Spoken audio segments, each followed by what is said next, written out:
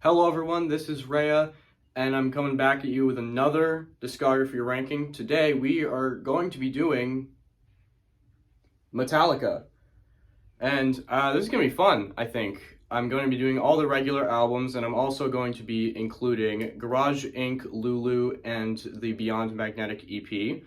I'm also going to be adding a little bit of a change to how I format this. I'm going to be discussing the albums in chronological order, but I'm also going to give my ranking for each album, and then I'll give the full ranking at the end so you see where everything stands. So yeah, this is going to be my longest one yet, so let's get right into it. First up is Kill 'Em All, which I ranked number 4, because this album is amazing. And it must have been even more amazing to hear in 1983 when it was released, because this album did a lot of things that hadn't been done yet before, which I think is a common theme with a lot of the albums that I've discussed on this channel. And the main thing with this album is it's so fun. Right from the start with Hit the Lights, you just know it's going to be a fun ride the whole way, and that's what it is. And the one thing that can definitely draw it back sometimes is the production, which is very, it's very DIY, almost punkish. But I think that kind of adds to the charm because it's their first album, so obviously it's not going to be perfect. But it just has this sort of immature, almost, yet very exuberant and energetic charm to it. And I think that's what makes it so amazing a lot of the time. Now, a lot of the songs can sometimes become kind of repetitive and kind of the same, but that usually doesn't detract that much, except for on a couple of songs. And some of my favorite songs off of this album are Hit the Lights, the opening song, Four Horsemen, Jump in the Fire, Whiplash, and Seek and Destroy. Next up is Ride the Lightning, which I ranked number 2. And this album is such a step up from the debut, even with how amazing the debut is. This album took everything to the next level, especially including songwriting, where they took these songs, which were kind of just fun, kind of intense thrash metal songs, and made them into these amazing masterpieces. And this album is, throughout almost all of it, is so consistently good. The first half of this album I actually consider to be perfect. There's not one moment on the first half of this record which I don't enjoy. I love all the songs, and it kind of takes a dip, but then the last 2 songs are amazing. I especially want to talk about Call of Cthulhu, because this song might be one of the greatest instrumentals I've ever heard in my life. It so perfectly builds throughout the entire track, and just at the end it just explodes and becomes this amazing piece of art that I was completely blown away by. And everything else is amazing on here with the songwriting as well. The production improved, and the performances improved as well. So yeah, this is such an amazing record, and I love it. All right, next up is Master of Puppets, which I ranked number 1. For obvious reasons. Yeah, this album is the classic that everyone makes it out to be. It's damn near perfect from beginning to end. I love every minute of this. The production, I think, took an even bigger step. I think the production is what took the biggest step from Ride the Lightning to Master of Puppets, especially the bass. The bass really shines on this album, I think. And that's one of my favorite parts of this album, is that Cliff Burton's bass work on this record is so amazing. It adds so much to every song and all of the sounds and the atmospheres that are made. And I also think that Lars gave his best performance on this record. I think that this is easily the best drumming that Lars ever did throughout Metallica's wide discography. And the songwriting is amazing here. There's so many masterpiece songs. Obviously the title track, and then Sanitarium, and then Disposable Heroes, I think, is a very underrated song as well. And then Orion is just this beautiful, sprawling instrumental, similar to Cthulhu, but very different at the same time. And then you end with Damage Inc., which is just a fucking brutal barrage. And that's there's so much variety on this album there too, is that there's songs that are brutal like Damage Inc. and Disposable Heroes and Battery, which is an amazing opener, and then you have these songs which have beautiful passages like the title track and Sanitarium and Orion, and that's another thing which just makes this album so amazing. So yeah, I think that this album is a classic, an instant classic, and it's my number one on this list. Next up, And Justice for All, I ranked 8th.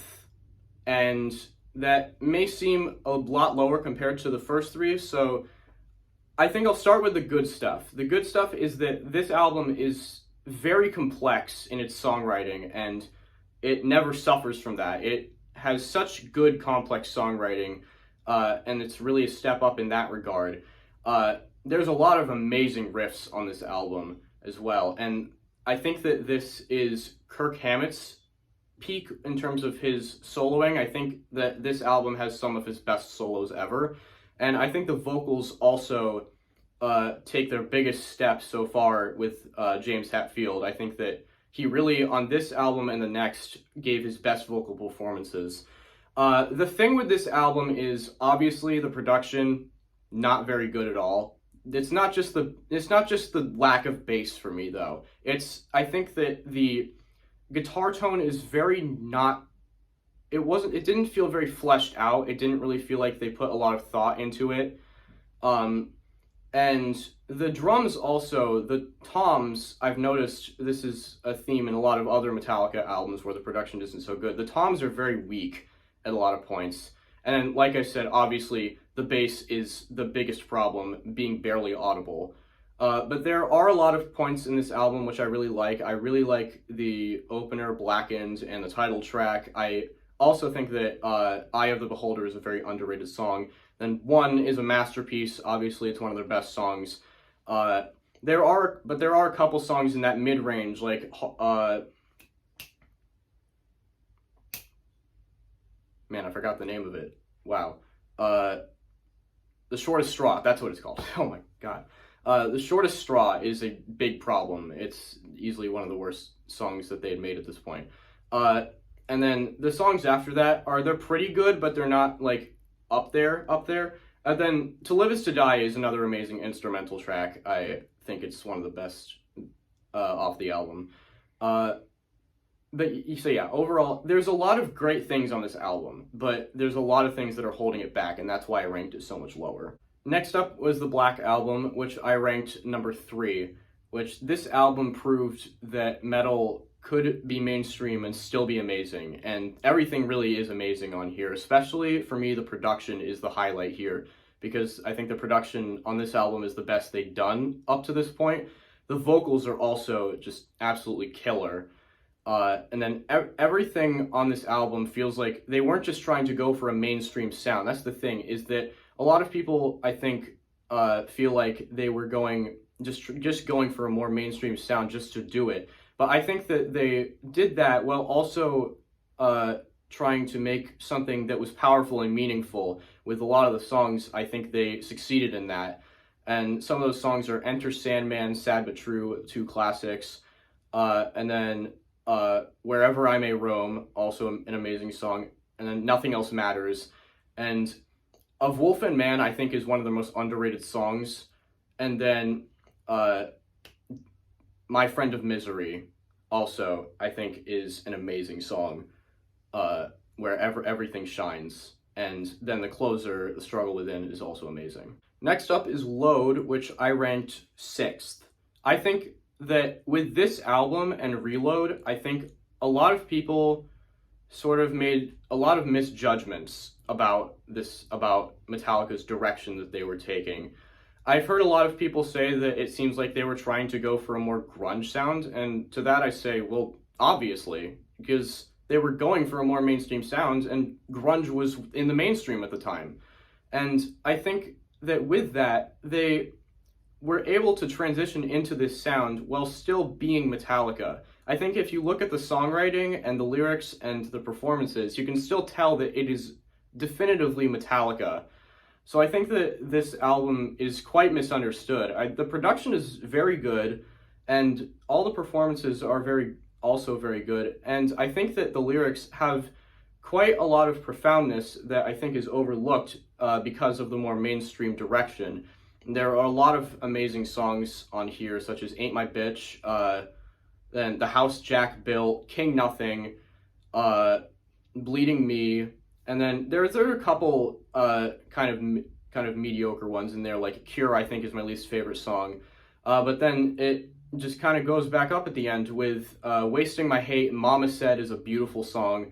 And then the last two songs, Ronnie, I think, is extremely underrated. And then The Outlaw Torn is a classic. Next up is Reload, which I ranked number 10. And I think this album, compared to Load, there's a lot of moments on this album which I think they weren't taking it as seriously, which sometimes that works, but sometimes it doesn't. I think that this is the album which we get our first truly not that great parts of a Metallica record. I think there are a lot of songs which miss the mark. Specifically, I think The Memory Remains is a very overrated song. I don't think it's that great. And then there's songs like Better Than You, Carpe Diem Baby, and especially Attitude is one of my least favorite Metallica songs from this era. Maybe even my least favorite. But the production and a lot of the performances are still just as good, and there are a lot of songs which are absolutely amazing and hit and even higher highs than I think Load did, with songs like Fuel, Devil's Dance I think is very underrated, and The Unforgiven 2 is my favorite of the Unforgiven trilogy, and songs like Prince Charming is another one that I think is really underrated, and then Fixer at the very end is an amazing song as well. It just, overall, this album, there were a lot of highs, and there were a lot more lows than I think there were at this point from Metallica. So that's why it ranks a bit lower. Next up is Garage Inc., which I ranked this at number 12. I don't have that much to say. It's a covers album, and there are a lot of really good covers on here. I think the first disc, especially, I think a lot of time and effort was put into it, and it's very clear that shows. It's much more consistent than the second disc, which there are some good cuts from the second disc, but I think overall it is much less consistent in everything. I think the performances and the production are very hit or miss with the second disc. But it's overall enjoyable. It gets boring after a while because, it's nearly 2.5 hours. So it's entertaining at first, but it gets boring eventually. So yeah. Next up is Saint Anger, which I ranked 14th, which is last.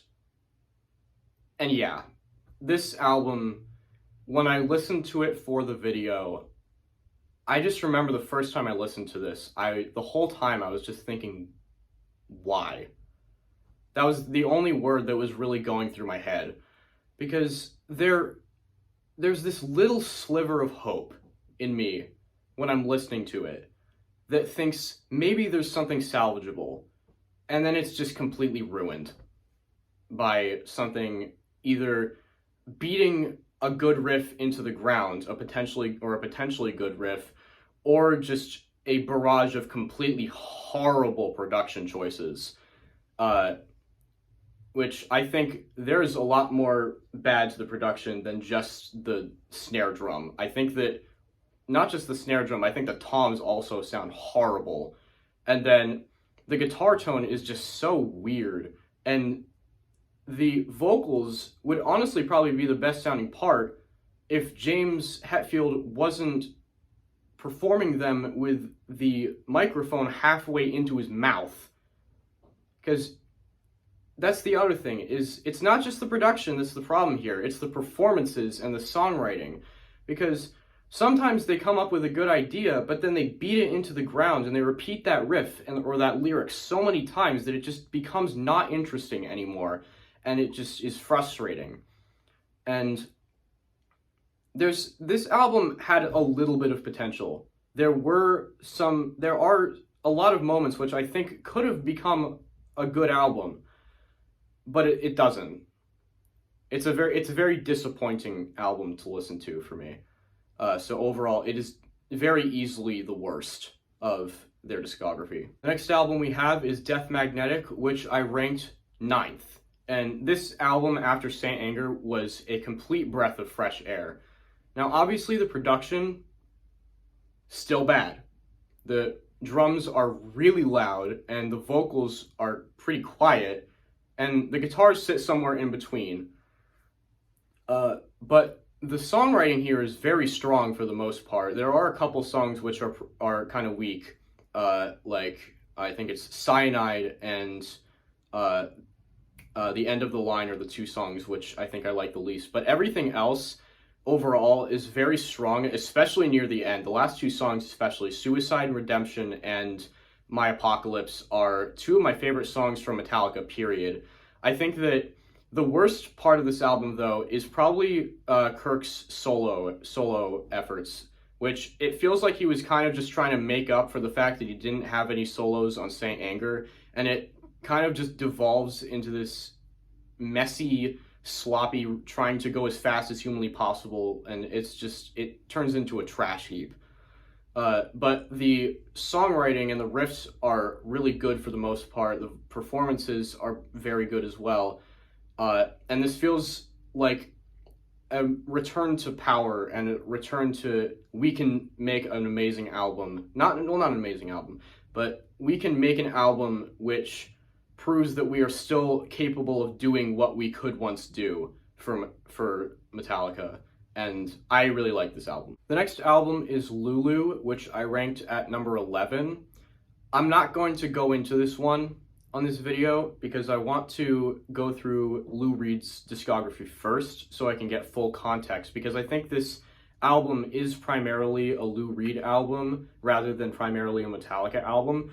I will, however, say somehow I enjoy this. I know that most everyone dunks on this and calls it the worst album in the world. Somehow I ended up enjoying this. I don't know how to explain it, but I just do. So that's about all I have to say on that one. Next up is Beyond Magnetic, the EP, which I put 5th, which for 4 songs which were scrapped from the Death Magnetic sessions sounds crazy, but for some reason these songs struck me as being so powerful and so well written as compared to a lot of the stuff they had been releasing at the time.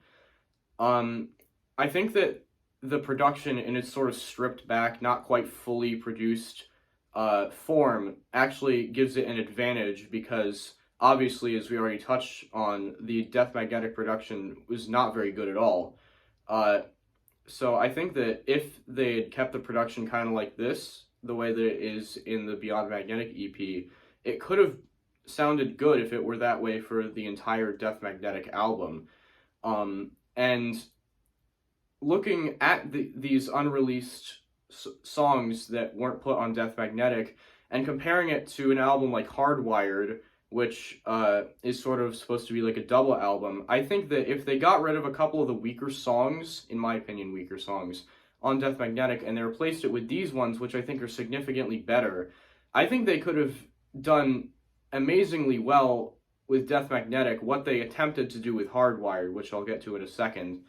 But yeah, these 4 songs, Hate Train, Just a Bullet Away, Hell and Back, and Rebel of Babylon, are 4 of my favorites of this century that they've released, and I think it's a very amazing short release from Metallica. Next is Hardwired to Self-Destruct, which I ranked 13th. And as I insinuated a couple seconds ago, I don't think this album is very good. It's very generic, and it's very overblown, and the production is not that great, all things considered. I think, which a common theme is this for a lot of other Metallica records, I think. The toms sound very weak on the drum kit. And then there are certain things that are a bit too strong and certain things that are a bit too weak, like that. And overall, it's very just uninteresting riffs, and the solos are very poor, easily the worst solo work that Kirk has done, and also some of the worst drumming that Lars has done. And the lyrics are sometimes a saving grace, but not really this time.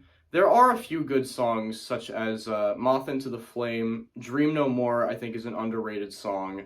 and Halo on Fire is very good as well. And then the final song, Spit Out the Bone, is also very good. But overall, I don't really feel like this release needed to happen, at least not in the form that it is in. It's easily one of my least favorites in the Metallica discography. And lastly, in the Metallica discography, we have 72 Seasons from last year, 2023, and I ranked this 7th. It is above Justice for All. Again, this sounds crazy, but I don't know. Something about this record just struck me as being so good. I really enjoyed this record when I first listened to it and when I came back to it for the video. It feels like their most consistent release in a while. It feels like a very consistently high quality on every single song. The production, the performances, the drumming, and the vocals and the lyrics especially improved from this to Hardwired, from Hardwired to this, I mean. And especially the lyrics. The lyrics have a lot of really great themes on this album that I really appreciated. And the solos didn't quite improve, but they never bring any of the songs down that much. And like I said, it's a very consistent album, and it doesn't feel like it lasts as long as like 75 minutes or however long the runtime is, as compared to Hardwired, which felt very overblown. I'm really happy that they released this album. It feels like a return to form for me once again, as Death Magnetic was from Saint Anger. And I'm really glad to see that they're still making music and I'm still enjoying it. And so yeah, that's why I put this at 7th, and I love this record quite a bit, and I am going to be enjoying it for quite a while.